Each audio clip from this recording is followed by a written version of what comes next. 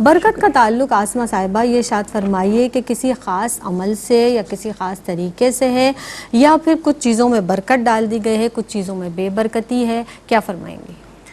بسم اللہ الرحمن الرحیم، اللہم صلی علی سیدنا مولانا محمد وعلی آلہ وصحبہ وبارک وسلم صلی اللہ علیہ۔ آج ہم برکت کے حوالے سے بات کر رہے ہیں۔ اگر ہم اچھی چیزوں کے ساتھ منسلک رہتے ہیں تو ہماری زندگی میں برکتیں ہی برکتیں رہتی ہیں۔ اور سب سے پہلے برکت کا مفہوم، جیسے آپا نے بھی عرض کیا کہ برکت کا معنی و مفہوم یہ ہے کہ بقا ہوتی ہے اس چیز کو،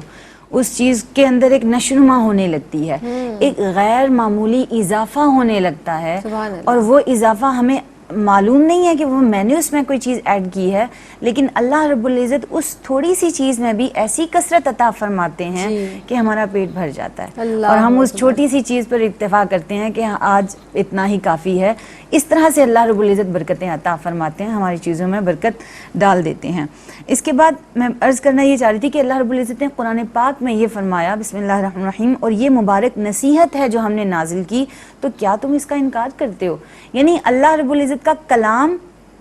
اللہ رب العزت کا جو کلام ہے وہ ایک نصیحت ہے ہمارے لیے، اور وہ جو نصیحت ہے اللہ رب العزت اس کو تشبیہ دیتے ہیں کہ یہ برکت ہے۔ اگر تم میری نصیحت پر عمل کرتے ہو تو پھر لازمی سی بات ہے کہ تمہارے لیے آسانیاں ہیں اور اللہ رب العزت تم سے راضی ہے۔ لیکن اگر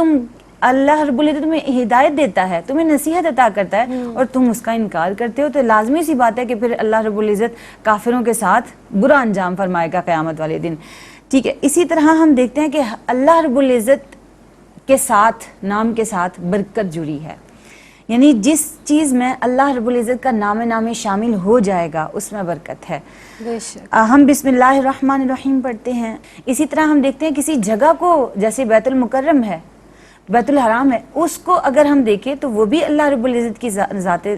گرامی کے ساتھ جو ہے نسبت ہے، تو وہ جگہ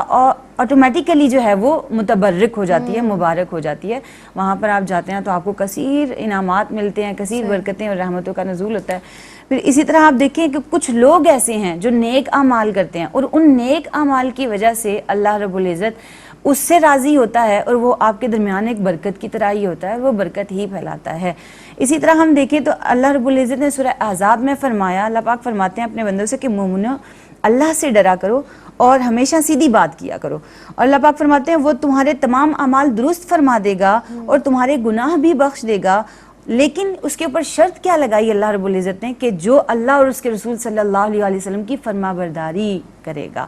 تو یہ ایک شرط، ایک حد لگا دی کہ جو اللہ اور اس کے رسول صلی اللہ علیہ وسلم کی فرما برداری کرے گا، ان کی اطاعت کرے گا، ان کے بتائے ہوئے راستوں کے مطابق اپنی زندگی کو گزارے گا، تو اس کی زندگی میں برکتیں آئیں گی۔ اور اللہ رب العزت کے نام کے ساتھ جڑنا، اس کے رسول کے نام کے ساتھ جڑنا، ان کے احکامات کے ساتھ جڑنا، یعنی اس کا مطلب یہی ہے کہ وہ بندہ سراسر بابرکت ہے، اس کے نام کے ساتھ برکت جڑ گئی ہے، اور وہ جو عمل کرتا ہے وہ دوسروں کے لیے بھی خیر و برکت کا باعث بنتا ہے۔ پھر اسی طرح جیسے آپ نے عرض کیا، ہم بہت سے